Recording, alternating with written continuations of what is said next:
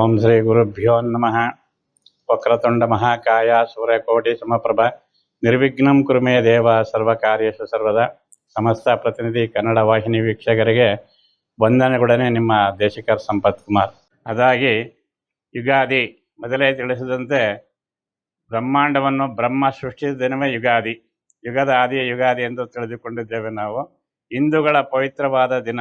ಹಿಂದೂಗಳ ಕ್ಯಾಲೆಂಡರ್ನ ಮೊದಲನೇ ದಿನವು ವಸಂತ ಋತುವಿನ ಚೈತ್ರ ಮಾಸದ ಶುಕ್ಲ ಪಕ್ಷದ ಪ್ರಥಮ ದಿನವು ಹಾಗೂ ನವಗ್ರಹಗಳಿಗೆ ಅಧಿಕಾರ ವಹಿಸಿಕೊಳ್ಳುವ ದಿನವು ಹಾಗೂ ಹಿಂದೂಗಳನ್ನು ಅತಿ ಸಂತೋಷ ಹಬ್ಬವೂ ಕೂಡ ಯುಗಾದಿ.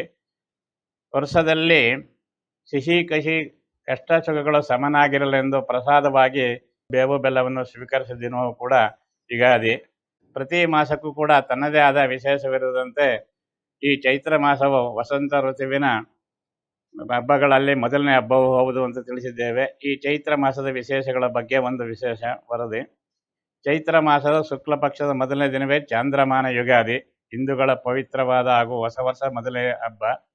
ಆನಂತರದಲ್ಲಿ ಬರ್ತಕ್ಕಂಥ ಹಬ್ಬ ಸೌಭಾಗ್ಯ ಗೌರಿ ವ್ರತ.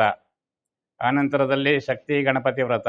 ತಮಿಳಿನವರ ಸೌರಮಾನ ಯುಗಾದಿ, ಸಂತಾನ ಸಪ್ತಮಿ, ಚಾಂದ್ರ ಶ್ರೀ ರಾಮನವಮಿ, ಶುಕ್ರ ಜಯಂತಿ, ಮಹಾವೀರ ಜಯಂತಿ, ಚಿತ್ರ ಪೂರ್ಣಿಮಾ, ಮೇ 4ರಿಂದ ರವೇರಗ್ನಿ ನಕ್ಷತ್ರ ದೋಷಾರಂಭ, ಅಕ್ಷಯ ತದಿಗೆ ಅಮಾವಾಸ್ಯೆ.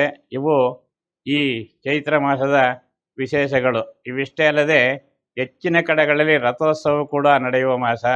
ಚೈತ್ರ ಮಾಸವು ವಸಂತ ಋತುವಿನ ಆಗಮನದ ಹಿನ್ನೆಲೆಯಲ್ಲಿ ಹಕ್ಕಿಗಳ ಚಿಲಿಪಿನ ಗಾಲದಲ್ಲಿ ವಸಂತ ಋತುವಿಗೆ ನಾವು ಹೊಸ ಬಟ್ಟೆಗಳನ್ನು ಧರಿಸಿ ದೇವಾಲಯಗಳಲ್ಲಿ ಪೂಜೆ ಮಾಡಿ ಒಬ್ಬಿಟ್ಟನ್ನು ಸವಿಯುವ ದಿನವೇ ಯುಗಾದಿ. ಇಂತಹ ಯುಗಾದಿಯ ಚೈತ್ರ ಮಾಸದ ವಿಶೇಷಗಳ ಬಗ್ಗೆ ಮುಂದಿನ ಸಂಚಿಕೆಯಲ್ಲಿ ಹೆಚ್ಚು ತಿಳಿಸಿಕೊಡಲು ಪ್ರಯತ್ನಿಸುತ್ತೇವೆ.